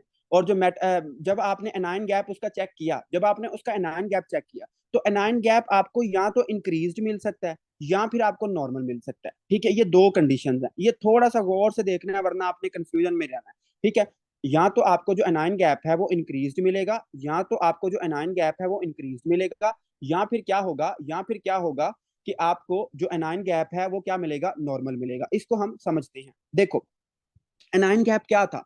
एनाइन गैप हमारे पास था कि जो हमारे अनमेयर्ड आयंस हैं वो क्या बनाते हैं? वो हमारा एनाइन गैप बनाते हैं। अब जरा मुझे बताएं कि एक बंदा है और वो क्या करता है? स्ट्रेनियस एक्सरसाइज करता है। स्ट्रेनियस एक्सरसाइज, बहुत जल्दी जल्दी एक्सरसाइज करता है, और उसको क्या पड़ जाती हैं? खलियां पड़ जाती हैं। पंजाबी में कहते हैं ना, खलियां पड़ गई हैं, मतलब कि क्रैम्प्स हो गए हैं उसको। तो जब खलियां पड़ती हैं तो क्या होता है? उसमें लैक्टिक एसिड जमा हो जाता है, लैक्टिक एसिड जमा हो जाता है। और लैक्टिक एसिड जमा होने की वजह से उसको क्या हो गई है? मेटाबॉलिक एसिडोसिस हो गई है। अब मुझे बताएं कि जो लैक्टिक एसिड है जब ये टूटेगा तो किस में टूटेगा? लैक्टेट में टूटेगा। लैक्टेट, और लैक्टेट क्या है? हमारे पास एक अनाइन गैप है। ठीक है, सॉरी, हमारे पास अनमेयर्ड आइन है। ये क्या है? अनमेयर्ड आइन है। और अभी अभी हमने क्या पढ़ा था? अभी अभी हमने पढ़ा था कि यार हमारे पास जो सोडियम है, sodium is equal to chloride plus bicarbonate plus bicarbonate plus unmeasured anion, unmeasured आइन। अब जरा मुझे बताएं शाबाश, कि अगर एक बंदा है वो बहुत स्पीड से एक्सरसाइज करता है, उसमें लैक्टिक एसिड जमा हो जाता है, तो उसमें बताएं कि अनमेयर्ड आयन जो होगा वो ज्यादा हो जाएगा या कम हो जाएगा? जल्दी बताएं, शाबाश, आंसर करें। डॉक्टर मारिया बता रही हैं कि जो उसमें अनमेयर्ड आयन होगा वो ज्यादा हो जाएगा। अनमेयर्ड आयन क्या हो जाएगा? ज्यादा हो जाएगा। तो आपको अब ये पता चला कि यार जब भी कोई किसी बंदे में लैक्टिक एसिड जमा होगा, उसको खलियां पड़ेंगी, वो एक्सरसाइज करेगा, तो उसमें क्या होगी? उसमें मेटाबॉलिक एसिडोसिस होगी with increased anion gap, with increased anion gap, with increased anion gap, with increased anion gap. ये हो गया सीधा कॉन्सेप्ट। उसके बाद हम और इसमें देख लेते हैं ग्लाइकोल। ठीक है, ग्लाइकोल क्या होता है? ग्लाइकोल, ग्लाइकोल क्या करता है? ग्लाइकोल जब ये टूटता है ना लिवर में जाके, तो ये क्या है? ये भी एक नेगेटिव आयन में टूट जाता है, तो ये भी अनमेयर्ड आयन को ज्यादा करता है। इसमें सिर्फ आपने कॉन्सेप्ट समझना है, और कॉन्सेप्ट ये है, ग्लाइकोल क्या होता है? आपने एक लफ्ज सुना होगा, इथाइलिन ग्लाइकोल। कोई बंदा मुझे बता सकता है इथाइलिन ग्लाइकोल को हम डेली कहाँ पे यूज करते हैं? इथाइलिन ग्लाइकोल, इथाइलिन ग्लाइकोल कहाँ पे यूज करते हैं? जी शाबाश। चलो मैं हिंट दे देता हूँ, अगर कोई बंदा कार लवर है ना, किसको किसी को गाड़ियों का बहुत शौक है, तो उसको लाजमी पता होगा इथाइलिन ग्लाइकोल क्या होता है। जी डॉक्टर तहरीम, आप बताएं मुझे। जो एथाइलिन ग्लाइकोल है ये क्या होता है? डॉक्टर तरीम आप बिल्कुल गलत बता रही हैं, पेंटिंग में यूज नहीं होता एथाइलिन ग्लाइकोल, डेंटिंग में भी यूज नहीं होता, पेट्रोल में भी यूज नहीं होता, पेंटिंग में हाँ डॉक्टर हसन बिल्कुल सही बता रहे हैं कि जो गाड़ियों का कूलेंट होता है, गाड़ियों का कूलेंट जो होता है, आपने देखा होगा गाड़ियों में ना हम एक लिक्विड डालते हैं उसको कूल ठंडा रखने के लिए, कूलेंट डालते हैं उसमें, उसके जो उसमें वो होता है, क्या होता है, पंखा सा होता है जो भी, उसमें ना हम एक कूलेंट डालते हैं, उस वो क्या होता है, वो इथाइलिन ग्लाइकोल होता है। लेकिन अगर कोई बंदा, अगर कोई बच्चा, छोटा बच्चा इथाइलिन ग्लाइकोल को पी लेता है, अगर कोई इथाइलिन ग्लाइकोल को पी लेता है तो उसको क्या होगा, मेटाबॉलिक उसको metabolic acidosis with increased anion gap, with increased anion gap होगी, विद इंक्रीज्ड एनाइन गैप क्या होगी, उसमें इंक्रीज्ड एनाइन गैप होगी।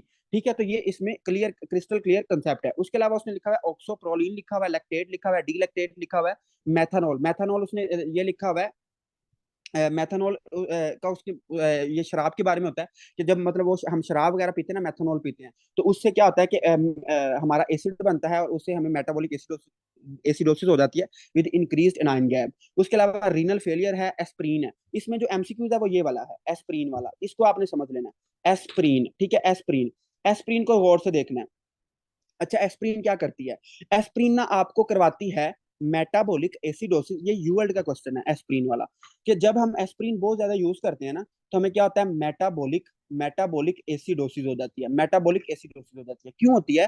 क्योंकि जो आपकी एस्प्रीन है, जो आपकी एस्प्रीन है ये आपके मेडुला में जाती है, ठीक है, जो एस्प्रीन है, आगे हम एक और केमिकल पढ़ेंगे सैलिसाइलेट्स, ठीक है, सैलिसाइलेट्स। तो एस्प्रीन क्या करेगी, एस्प्रीन आपके पास क्या करेगी, एस्प्रीन आपके जो रीनल मेडुला के पास जाएगी और क्या करेगी, आपके रेस्पिरेटरी रेट को कम कर देगी।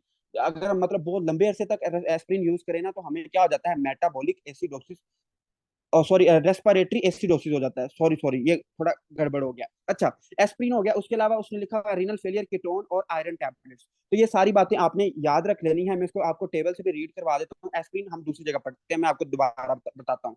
फिर इसमें जो कंसेप्ट है वो एनाइन गैप वाला है, कि जब जो एनाइन गैप होता है वो इंक्रीज होता है due to unmeasured anions, due to unmeasured anions, जब हम एक्सरसाइज वगैरह करते हैं। कौन सी कंडीशन है जिसमें हमारा जो अनाइन गैप है वो नॉर्मल रहता है, अनाइन गैप नॉर्मल रहता है लेकिन हमें मेटाबॉलिक एसिडोसिस हो जाती है। तो उसमें आपके पास है जी, अल्लाह भला करे, उसमें आपका है उसने एक निमोनिक दिया हुआ है हार्डास के नाम से, मतलब कि हाइपर क्लोरीमिया। इसको मैं आपको एक दो चीजें बताऊंगा फिर आपको समझ आएगी, हाइपोक्लोरीमिया।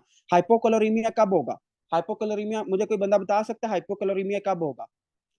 मैं आपको बता ही देता हूँ। देखो, फर्ज करो कि आप माशाल्लाह किर्गिस्तान से 1 करोड़ रुपया लगा के वापस पाकिस्तान चले गए और आपने पढ़ा पूरा कुछ भी नहीं है, तो आपके पास एक मरीज आया और आपने उसको क्या लगा दिया, आपने उसको एक्सेसिव नॉर्मल सलाइन लगा दिया, आपने उसको नॉर्मल सलाइन लगा दिया। नॉर्मल सलाइन में क्या होता है, NaCl होता है, नॉर्मल सलाइन में क्या होता है, NaCl होता है। तो NaCl जब आप लगाओगे तो उसकी बॉडी में क्या हो जाएगा, उसकी बॉडी में क्लोराइड ज्यादा हो जाएगा, उसकी बॉडी में क्या होगा, क्लोराइड क्या हो जाएगा, ज्यादा हो जाएगा। अब हम इसको समझते हैं कि इसमें जो अनाइन गैप है वो नॉर्मल कैसे रहेगा, तो इसको जरा गौर से देखना, ये थोड़ा सा मुश्किल है।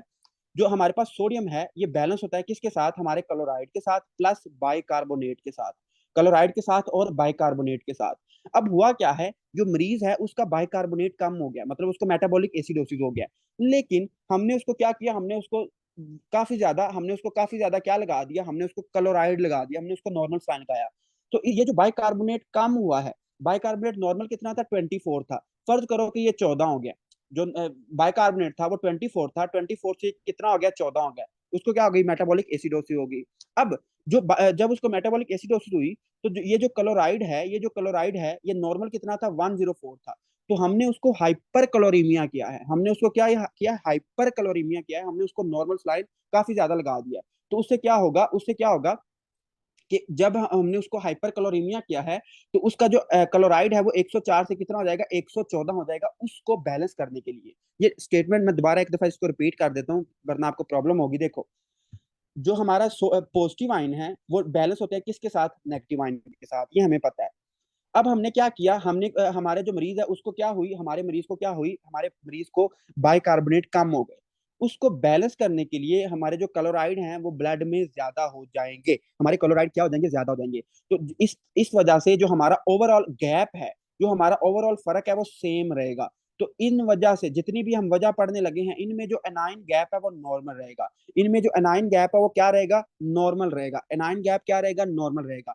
तो इसमें जो पहली सबसे इंपॉर्टेंट बात है वो ये वाली है, हाइपर क्लोरीमिया। अगर आपकी बॉडी में क्लोराइड आयन ज्यादा हो जाते हैं, अगर आप मरीज को ज्यादा नॉर्मल सलाइन लगा देते हो, या आपका मरीज ज्यादा नमक खा लेता है, तो आपको क्या हो जाएगा, आपको metabolic acidosis with normal anion gap, ये पूरा डायग्नोस है इसका। उसके बाद हम आगे चलते हैं, और आगे उसने एक लफ्ज लिखा हुआ है, आगे उसने एक लफ्ज लिखा हुआ है जी, हाइपर एलिमेंटेशन। हाइपर एलिमेंटेशन, तो इसके आगे लिख लें, हाइपर एलिमेंटेशन। हाइपर एलिमेंटेशन का मतलब ये है कि जब आप बाहर से मरीज को खाना खिला रहे होते हो, तो जब आप बाहर से, मतलब कि इसका जो एग्जैक्ट मतलब है वो ये है कि artificial supply of food. Artificial supply of food, ये मतलब आप जो मरीज है वो खुद तो कुछ खा पी नहीं रहा, आप उसको बाहर से कुछ खिला रहे हो, मतलब आप उसको बोतलें वगैरह लगा रहे हो, रिंगर लैक्टेट लगा रहे हो, या नॉर्मल सलाइन लगा रहे हो, तो उससे आपको जो मरीज है वो उसमें क्या हो जाएगा, metabolic acidosis with normal anion gap. ठीक है, डिजीज के बाद होता है डायरिया। ठीक है, डायरिया, डायरिया में क्या होता है, डायरिया में क्या होता है, डायरिया में क्या होता है, आपके सारे नाके खुले होते हैं, खैर मजाक कर रहा हूँ, जो आपके सारे नाके होते हैं वो खुले होते हैं, मतलब कि आप जो आपके जो आपकी बाइकार्बोनेट्स हैं वो लॉस हो रहे होते हैं। जो आपकी बॉडी होती है उसमें से बाइकार्बोनेट्स क्या हो रहे हैं, लॉस हो रहे होते हैं। तो जब बाइकार्बोनेट्स क्या होते हैं, लॉस होते हैं, तो क्या होता है, बाइकार्बोनेट्स क्या हो गए हैं, लॉस हो गए हैं, तो आपको क्या हो जाएगी, मेटाबॉलिक एसिडोसिस हो जाएगी। मेटाबॉलिक एसिडोसिस हो जाएगी, आपको क्या देगी, मेटाबॉलिक एसिडोसिस जाएगी विद नॉर्मल एनाइन गैप। उसके अलावा उसने तीन वो लिखे हुए हैं, स्पाइरोनोलैक्टोन लिखा हुआ है और एजिटासोलामाइड लिखा हुआ है। तो ये आपने इसको सिर्फ याद ही करना है, इसमें कोई समझने वाली बात नहीं है कि इन सब में क्या होगा, मेटाबॉलिक एसिडोसिस होगी with normal anion gap, with normal anion gap. उसके अलावा अब एक नॉर्मल सलाइन के बारे में हम दोबारा बात कर लेते हैं, कि अगर एक मरीज है उसको हम नॉर्मल सलाइन बहुत ज्यादा देते हैं, नॉर्मल सलाइन हम क्या देंगे, बहुत ज्यादा देंगे। डॉक्टर आशा, आप आपने गौर से देख लेना है, जो नॉर्मल सलाइन होता है इसमें क्या होता है, नॉर्मल सलाइन में क्या होता है, NaCl होता है। मतलब ये आपका ना आइसोटोनिक होता है, बॉडी जो हमारे ब्लड की कंसंट्रेशन होती है ना, ये तकरीबन उसके बराबर होता है, इसमें NaCl होता है। जब हम किसी मरीज को एक्सेसिवली नॉर्मल सलाइन बार बार देंगे ना, तो उसको क्या होगा, उसको जो एनाइन गैप है वो नॉर्मल रहेगा। एनाइन गैप कैसे नॉर्मल रहेगा, कि देखो उसमें क्या है, उसमें क्लोराइड क्या होगा, उसमें क्लोराइड उसकी बॉडी में जाएगा। अब देखो, सोडियम हमारे पास किसको बैलेंस कर रहा था, हमारे बाइकार्बोनेट को प्लस क्लोराइड को। अब उसको क्या हुआ है, फर्ज करो उसको क्या हुआ है, उसको मेटाबॉलिक एसिडोसिस हुआ है, मतलब कि उसमें जो बाइकार्बोनेट हैं वो कम हो गए हैं। अब इस बाइकार्बोनेट को कम करने के लिए जो क्लोराइड है उसमें वो ज्यादा हो जाएंगे, जो क्लोराइड है वो ज्यादा हो जाएंगे, बाइकार्बोनेट कम हो गए हैं, इसी वजह से तो उसको क्या हुआ है, मेटाबॉलिक एसिडोसिस हुआ है। तो क्लोराइड उसकी ब्लड में क्या हो जाएंगे, ज्यादा हो जाएंगे, क्लोराइड क्या हो जाएंगे, ज्यादा हो जाएंगे। तो यही इसी वजह से जब हम किसी बंदे को नॉर्मल सलाइन देंगे, और उसको क्या है, मेटाबॉलिक एसिडोसिस है, तो उसको क्या होगा, उसको क्या हो जाएगा, नॉर्मल एनाइन गैप होगा, बट उसमें क्या होगा, मेटाबॉलिक एसिडोसिस होगा। कि हमने पढ़ क्या क्या लिया है, तो हमने ये वाली चीजें पढ़ ली हैं, देखो ये वाली हमने रेस्पिरेटरी एसिडोसिस पढ़ ली, हमने मेटाबॉलिक एसिडोसिस पढ़ ली, हमने एनाइन गैप भी चेक कर लिया, और उसमें हमने देखा कि अगर हमारा एनाइन गैप इंक्रीज होगा तो वो किस किस कंडीशन में होगा, अगर हमारा नॉर्मल एनाइन गैप होगा तो वो किस किस कंडीशन में होगा। ठीक है, तो ये सारी चीजें आपने याद रखनी है। उसके बाद अब बिल्कुल आसान बातें हैं, सीधी बातें हैं, और वो क्या है, अल्कलीमिया। कि आपकी आपकी जो बॉडी है उसमें अल्कलोसिस कब होती है, तो अल्कलोसिस कब होगी, इसको आपने गौर से देख लेना है, बहुत आसान है ये आसान है। अब आपके जो मुश्किल था वो एनाइन गैप था। अगर आपको एनाइन गैप की समझ आ गई है तो आपको मुबारक हो, अगर आपको समझ नहीं आई तो आप रट्टा मारो, कोई मसले वाली बात नहीं है। अच्छा, अब आपके पास एक मरीज आया, और उस मरीज की पीएच कितनी है, उस मरीज की पीएच कितनी है जी, 7.45 है, 7.45 है। तो आप माशाल्लाह पाइनियर मेडिकोज हो, तो आपको देखते ही पता चल गया कि यार इसकी चूंकि 7.45 पीएच है, तो इसकी जो इसका जो ब्लड है वो क्या है, बेसिक है, इसको क्या हुई पड़ी है, अल्कलोसिस हुई पड़ी है, इसको क्या है, अल्कलोसिस है। तो आपने क्या किया, इसको अल्कलोसिस है। अब आप ये चेक करना चाह रहे हो कि यार ये मेटाबॉलिक अल्कलोसिस है या रेस्पिरेटरी अल्कलोसिस है, तो आपने क्या किया, आपने पहले नंबर पे उसका चेक की कार्बन डाइऑक्साइड। आपने जब उसकी कार्बन डाइऑक्साइड चेक की, तो अगर तो आपकी जो कार्बन डाइऑक्साइड है, अगर तो आपकी कार्बन डाइऑक्साइड लेस देन 40 आती है, तो कार्बन डाइऑक्साइड अगर लेस देन 40 आती है, तो आपको पता चल गया कि यार इसको क्या है, इसको रेस्पिरेटरी अल्कलोसिस है, इसको क्या है, रेस्पिरेटरी अल्कलोसिस है, इसको क्या है, रेस्पिरेटरी अल्कलोसिस है। अब आप ये देखना चाह रहे हैं कि यार किस वजह से अल्कलोसिस हुई है, तो इसको मैं बता देता हूँ। जब भी आप हाइपर वेंटिलेट करते हो, जब भी आप क्या करते हो, हाइपर वेंटिलेट करते हो, हाइपर वेंटिलेट का मतलब क्या है, कि आप जल्दी जल्दी सांस लेते हो, जब आप जल्दी जल्दी क्या लेते हो, सांस लेते हो। अब मैं ये गर्ल्स में ये अक्सर प्रॉब्लम होती है एनजाइटी की, या जो डिप्रेशन के मरीज होते हैं उनमें एनजाइटी की बड़ी प्रॉब्लम होती है।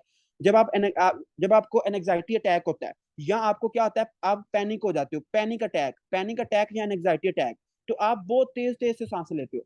जब आप बड़ी जल्दी जल्दी सांसें लोगे तो क्या होगा, आप अपने ब्लड से ज्यादा कार्बन डाइऑक्साइड को रिमूव कर दोगे। आप कार्बन डाइऑक्साइड को क्या कर दोगे, ब्लड से ज्यादा रिमूव कर दोगे, ज्यादा क्या कर दोगे, रिमूव कर दोगे। और कार्बन डाइऑक्साइड क्या है, एक एसिड है। तो जब आप एसिड को रिमूव कर दोगे बॉडी से तो क्या होगा, आपको अल्कलोसिस हो जाएगी। और आपको कौन सी अल्कलोसिस होगी, रेस्पिरेटरी अल्कलोसिस, रेस्पिरेटरी अल्कलोसिस। और ये किस किस वजह से होता है, सबसे इसमें ये वाला एमसीक्यू पूछा जाता है कि आपको रेस्पिरेटरी अल्कलोसिस कब होती है, एनजाइटी और पैनिक अटैक में। जो आपको रेस्पिरेटरी अल्कलोसिस कब होती है, एनजाइटी और पैनिक अटैक में। उसके बाद इसकी और क्या वजह है, कि फर्ज करो कि माशाल्लाह आप कराची रहते हो और आप चले जाते हो नारायण का गांव। आप कहाँ चले जाते हो, नारायण कगार। और नारायण कगार आप वादियां देखने जाते हो। और जब आप वादियां देखने जाते हो तो आपको सांस नहीं आता। सांस क्यों नहीं आता, क्योंकि जब आपको पता है कि जब हम हाई एल्टीट्यूड पे जाते हैं ना, जब हम ज्यादा हाइट पे जाते हैं तो वहां पे ना ऑक्सीजन कम होती है। तो हम क्या करते हैं, हम तेजी तेजी से सांसें लेते हैं। हम क्या करते हैं, हम ज्यादा से ज्यादा सांस लेते हैं। हम क्या करते हैं, हाइपर वेंटिलेट करते हैं ताकि हमारी जो ऑक्सीजन है वो पूरी हो सके। तो हमें हम ये भूल जाते हैं कि जब हम हाइपर वेंटिलेट करते हैं तो हमें क्या हो जाता है, हमें क्या हो जाता है, रेस्पिरेटरी अल्कलोसिस हो जाता है, रेस्पिरेटरी अल्कलोसिस। तो हाई एल्टीट्यूड पे हमें क्या हो जाता है, रेस्पिरेटरी अल्कलोसिस हो जाता है। उसके अलावा उसके अलावा एक और एक इसमें ये समझने वाली बात है, इसको लाजमी समझ लेना। सैलिसाइलेट्स, सैलिसाइलेट्स, सैलिसाइलेट्स क्या होते हैं, देखो अब पूछने का टाइम नहीं है, मैं आपको बता देता हूँ। सैलिसाइलेट्स क्या है, ये ना केमिकल्स हैं, ये कुछ ड्रग्स हैं जो कि हम पौधों से हासिल करते हैं। केमिकल्स हैं, केमिकल ड्रग्स हैं जो कि हम पौधों से हासिल करते हैं। और आपको मैं आपकी इंफॉर्मेशन के लिए बताता चलूं कि जो आपकी एस्प्रीन है, जो आपकी एस्प्रीन है, बड़ी मशहूर जमाना डेस्प्रीन गोली है, वो सैलिसाइलेट से बनती है। एस्पाइरिन, जो एस्प्रीन है, जो सैलिसाइलेट है वो एस्प्रीन का रॉ मटेरियल है। जो एस्प्रीन है वो सैलिसाइलेट से बनती है। अब ये जो सैलिसाइलेट्स है ना, ये जो सैलिसाइलेट्स हैं, ये क्या करते हैं, ये सीधा आपके पास जाते हैं, किसके पास जाते हैं, किसके पास जाते हैं, आपके मेड्यूला के पास जाते हैं। ठीक है, जो रेस्पिरेटरी सेंटर है, आपका रेस्पिरेटरी सेंटर कहाँ पे होता है, मेड्यूला में होता है। तो आपके मेडुला के पास जाते हैं और आपका जो रेस्पिरेटरी रेट है उसको इंक्रीज कर देते हैं। जब आपका रेस्पिरेटरी रेट इंक्रीज होता है तो आप तेजी तेजी से सांसें लेते हो।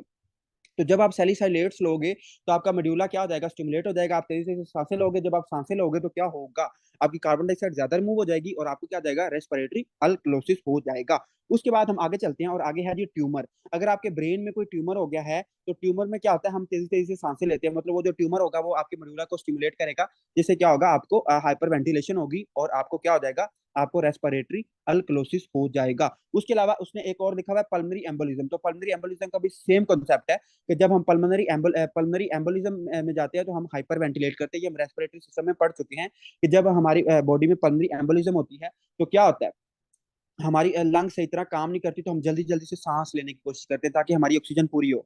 जब हम ऑक्सीजन को पूरा करते हैं तो पल्मोनरी एम्बोलिज्म में क्या होता है, जब हम ऑक्सीजन को पूरा करते हैं तो क्या होता है, हमें रेस्पिरेटरी अल्कलोसिस हो जाता है।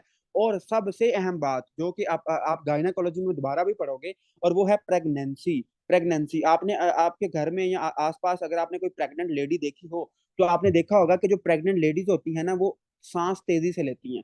जो प्रेग्नेंट लेडी होती है और जो छोटे बच्चे होते हैं, जो इन्फेंट्स होते हैं, वो बड़ी स्पीड से सांस ले रहे होते हैं। वो क्यों ले रहे होते हैं, क्योंकि ये एक ना नेचुरल फिनोमिना है। ये अल्लाह ताला ने हमारी बॉडी में मैकेनिज्म रखा है कि जो औरत होती है वो प्रेग्नेंट हो जाती है तो उसका जो रेस्पिरेटरी रेट है ना वो ज्यादा हो जाता है। इसको हम गायनाकोलॉजी में पढ़ेंगे कि ये क्यों होता है। तो खैर आपने सिर्फ याद रखना है कि प्रेगनेंसी में जो रेस्पिरेटरी रेट है वो ज्यादा हो जाता है। जो प्रेगनेंसी में रेस्पिरेटरी रेट ज्यादा होगा तो आप क्या करोगे, हाइपर वेंटिलेट करोगे। और प्रेगनेंसी में आपको क्या हो जाएगा, आपको क्या हो जाएगा, रेस्पिरेटरी अल्कलोसिस। सीधी सीधी बातें हैं, इसमें कोई मसले वाली बात नहीं है। उसके बाद हमने कहा कि यार फर्ज करो कि हमारा जो मरीज था उसकी जो उसको क्या थी, उसको अल्कलोसिस थी। अब हमने चेक किया कि उसकी कार्बन डाइऑक्साइड कितनी थी, लेस देन 40 थी। तो हमें क्या हो गया, हमें पता चला कि रेस्पिरेटरी अल्कलोसिस है। और रेस्पिरेटरी अल्कलोसिस किस किस वजह से होती है, हाइपर वेंटिलेशन की। जब हम तेज तेज सांस लेंगे तो क्या होगा, हमें रेस्पिरेटरी अल्कलोसिस हो जाएगी। लेकिन उसके अलावा दूसरे नंबर पे हमने क्या किया, हमने उसी मरीज की बाइकार्बोनेट चेक किए। और हमें बाइकार्बोनेट कितने मिलने चाहिए थे, बाइकार्बोनेट नॉर्मल होते हैं 24, नॉर्मल कितने होते हैं, 24 होते हैं। लेकिन जो हमें बाइकार्बोनेट्स हैं, अगर वो हमें मिलते हैं मोर देन 24, अगर हमें कितने मिलते हैं, मोर देन 24 मिलते हैं, तो आपने कहना है ये किसका मरीज है, मेटाबॉलिक अल्कलोसिस का मरीज है। किसका मरीज है, मेटाबॉलिक अल्कलोसिस का मरीज है। अब इसको थोड़ा सा समझ लें कि जब आपके पास मेटाबॉलिक अल्कलोसिस का मरीज आएगा ना, मेटाबॉलिक अल्कलोसिस का मरीज आ जाएगा, तो फिर आपने उसको ना डिफरेंशिएट करना होता है। फिर आपने ना उसका यूरिन टेस्ट कराना होता है। यूरिन में आपने चेक करने होते हैं क्लोराइड। ठीक है, यूरिन में आपने क्या चेक करने होते हैं, क्लोराइड। अगर तो जो क्लोराइड है वो मोर देन कितने हैं, मोर देन है जी 20। अगर तो जो क्लोराइड है वो कितने हैं, मोर देन 20 हैं, तो आपने कहना है it is saline resistant, it is saline resistant, it is saline resistant. और अगर यही यही क्लोराइड कितने हैं, लेस देन 20 हैं, तो आपने क्या कहना है, सलाइन सलाइन रिस्पॉन्सिव। इसका अब क्या मतलब है, इसको मैं समझा देता हूँ। देखो, फर्ज करो आपके पास एक मरीज आया और वो क्या है, मेटाबॉलिक अल्कलोसिस का मरीज है। आपने उसके क्या चेक चेक किए, यूरिन क्लोराइड चेक किए, यूरिन में क्लोराइड चेक किए। जब आपने उसके यूरिन में क्लोराइड चेक किए, अगर तो यूरिनरी क्लोराइड 20 से ज्यादा है, मतलब कि उसके यूरिन में क्लोराइड आ रहे हैं, तो आपने कहना है कि उसको नॉर्मल सलाइन लगाने का कोई फायदा नहीं है, उसको कोई फायदा नहीं है, आपने उसको नॉर्मल सलाइन नहीं लगाना। इसकी डिटेल हम पढ़ेंगे उसमें मेडिसिन में जाके। फिलहाल मेरी बात आप इतनी इसको रटा मार लो, याद कर लो कि अगर 20 से ज्यादा क्लोराइड होंगे तो आपने कहना है कि हम उसको नॉर्मल सलाइन नहीं लगा सकते। और ये किस किस डिजीज में होता है, ये आपके होता है हाइपर एल्डोस्टेरोनिज्म में। हाइपर एल्डोस्टेरोनिज्म में क्या होता है, आपका जो एल्डोस्टेरोन होता है वो बहुत ज्यादा हो जाता है। इसके अलावा और क्या होता है, बार्टर सिंड्रोम, अभी अभी हम पढ़ चुके हैं कि जो बार्टर सिंड्रोम होता है उसमें क्या मसला आता है। उसके अलावा आता है जिटलमैन सिंड्रोम, ठीक है, जिटलमैन सिंड्रोम, बार्टर सिंड्रोम और एल्डो एल्डो हाइपर एल्डोस्टेरोनिज्म, इनमें आपके जो क्लोराइड हैं वो मोर देन 20 होंगे, ठीक है। तो इसमें हम नॉर्मल सलाइन नहीं लगाएंगे, इसको हम मेडिसिन में पढ़ेंगे डिटेल में। उसके अलावा अगर आपको जो क्लोराइड है वो लेस देन 20 मिलते हैं, अगर जो क्लोराइड है वो लेस देन 20 मिलते हैं, तो आपने कहना हम इसको नॉर्मल सलाइन लगा सकते हैं। ये क्या है, ये सलाइन रिस्पॉन्सिव है, इसके जो यूरिन है उसमें जो क्लोराइड है वो नहीं आ रहे। तो इसमें इसमें क्या क्या आता है, इसमें वॉमिटिंग आती है, ये बहुत इंपॉर्टेंट बात है। जो वॉमिटिंग होती है उसको हम नॉर्मल सलाइन लगाते हैं। जो वॉमिटिंग का मरीज होता है, आपके पास अगर कोई मरीज आ जाए ना कि डॉक्टर साहब मैं सुबह से उल्टियां कर रहा हूँ, तो आपने उसको शाबाश नहीं देनी, आपने उसको बोतल लगानी है, ठीक है, आपने उसको नॉर्मल सलाइन लगाना है। तो आपने आपने उसको नॉर्मल सलाइन लगाना है। अगर आपके पास कोई मरीज आ जाए ना वॉमिटिंग का, तो आपने उसको नॉर्मल सलाइन लगाना है। और उसके अलावा अगर वो लूप डायरेटिक या फिर थायजाइड डायरेटिक यूज कर रहा है, तो आप उसको नॉर्मल सलाइन लगा सकते हो, ठीक है। तो उसका डायग्नोज आपने इस तरह बनाना है। उसके अलावा आप यूज कर सकते हो एंटासिड। एंटासिड क्या होता है, आपने एक सिरप का नाम सुना होगा, म्यूकेन, ठीक है, म्यूकेन। मतलब कि माशाल्लाह आप कीमा खाते हो, आप पाए खाते हो, आप डिफरेंट चीजें खाते हो, तो जब आप सोने लगते हो तो आपके जो आपको एसिडिटी हो जाती है, आपका जो सीना है वो जलता है, इसको हम कहते हैं बर्निंग स्टमक या एसिडिटी हो जाती है आपको। तो उसके लिए आप एक सिरप यूज करते हो जिसको हम कहते हैं म्यूकेन, ये ब्रांड नेम है पाकिस्तान का। म्यूकेन में क्या होता है, म्यूकेन में कुछ ऐसे केमिकल्स होते हैं जो कि क्या है, बेस है। तो जो आपका HCl आपको इरिटेट कर रहा होता है, परेशान कर रहा होता है, आप उस बेस को यूज करते हो उस HCl को खत्म करने के लिए। लेकिन आप ये भूल जाते हो कि जब आप उस बेस को यूज करोगे उस HCl को खत्म करने के लिए, तो आपको क्या हो जाएगा, आपको मेटाबॉलिक अल्कलोसिस हो जाएगा, क्योंकि आपका एसिड खत्म हो रहा है, आपका एसिड क्या हो रहा है, खत्म हो रहा है। तो इस जो एंटी एसिड होते हैं इसको हम नॉर्मल सलाइन लगा सकते हैं अगर इसको क्या हो जाए, मेटाबॉलिक क्या हो जाए, अल्कलोसिस हो जाए, ठीक है। तो ये इसमें सारी बातें थी। ये एक टेबल है और इस टेबल में उसने जो गाइटन है उसका पूरा चैप्टर बता दिया। गाइटन में ये पूरा चैप्टर है और ये टेबल सिर्फ फर्स्ट एड ने एक आधे पेज का टेबल बनाया और अपनी जान छुड़वाई है।